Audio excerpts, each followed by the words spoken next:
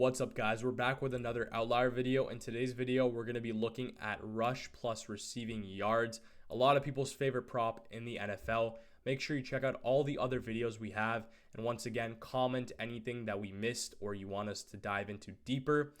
Any specific props. We did do some videos on some very specific props, such as interceptions, longest rush, longest receiving yards. So let's dive right into this one. I'm selected already on last 10 for the filter. We're going to scroll all the way over here to rush and receiving yards. We're going to see it right here. So the guy that I'm going to use for today's video is going to be Derrick Henry, plays for the Titans, and we're going to select him and take a look at his stats. We're going to start off by 2022. Only one game played so far this season, but he crushed this line. Every game last season, he was going crazy. He covered this line very, very well. 4 straight of his last 4, and he was averaging a really good amount of rush and receiving yards per game. What we're going to do is look at the supporting stats now, and we could see that he was averaging 28.9 rushing and 29 passing per game last season, and you could take a look and hover over these charts to look at the exact ones per game, and this is really, really interesting. But we're going to dive into some of the deeper ones, such as rush attempts.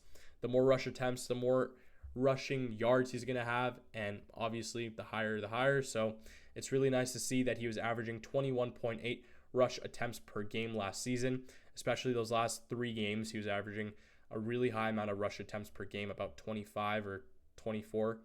And we're going to look at the rush share as well. And rush share, you want your guy to have a high rush share percentage if you want him to get more rushing yards, because let's say that the team had 39 total rush attempts. Henry had 30 rushing yards. That means he had a really high rushing share and averaged 75% on the season last season, which is really good to see. Some games he was basically 90% of the rushing for the team, which is great to see. Now we're going to dive more into the reception side, and we're going to see that he was averaging about 2.1 receptions per game. Derrick Henry obviously gets more rushing yards than receiving, but he's covered this line really well for both, and we could see him get some receptions in this upcoming game. So we're going to see the stats for it, averaging 2.1 receptions per game, 2.6 targets per game, and we could also take a look at more rushing yards per attempt, yards per reception, which is really nice because he doesn't average many receptions, but if he averages a high amount of yards per reception, that's really good, because let's say he has 2 receptions and both those receptions were 10 plus yards. That's really going to help to add up to the total rush and receiving yards. We're going to look at yards after contact. You could take a look here.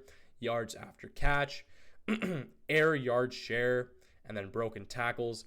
And lastly, we're going to be looking at the 2023 first game that he played, and we're going to see that he had 119 total rush and receiving yards, which is really nice to see.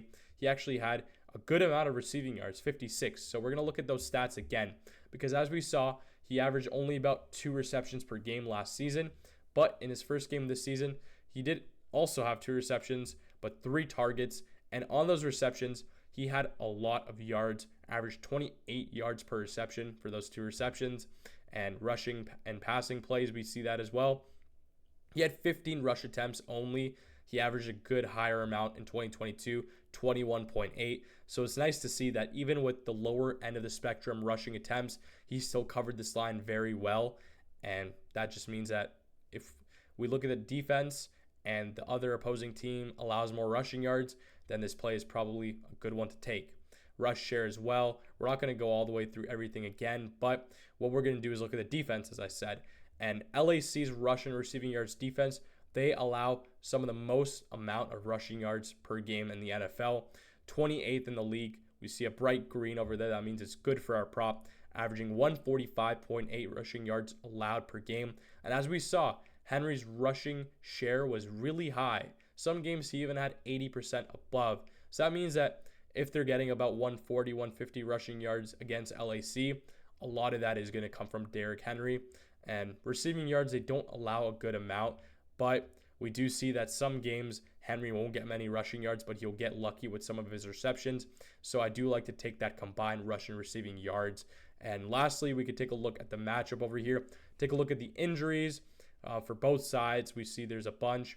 And then we can look again at Chargers defense. We see their rushing yards are 28th. They allow some of the most. Passing yards They don't allow as much, but take a look at some other things over here, such as red zone efficiency, tackles for losses, turnovers, sacks. Take a look at all those. And some of them, they don't relate to this prop, but the ones that I pointed out do. And yeah, guys, that's what I like to look at for rush and receiving yards. This over does look nice. He's been covering it so well last season. Started off this season very great as well. And I do expect him to go over this again. Make sure you guys like, comment, and subscribe and get your 7-day free trial to Outlier. I beg you guys to do this because there's so many NFL props. You guys are going to find some gems on your own using these videos to help you out. So make sure you do that, and I'll see you guys in the future videos.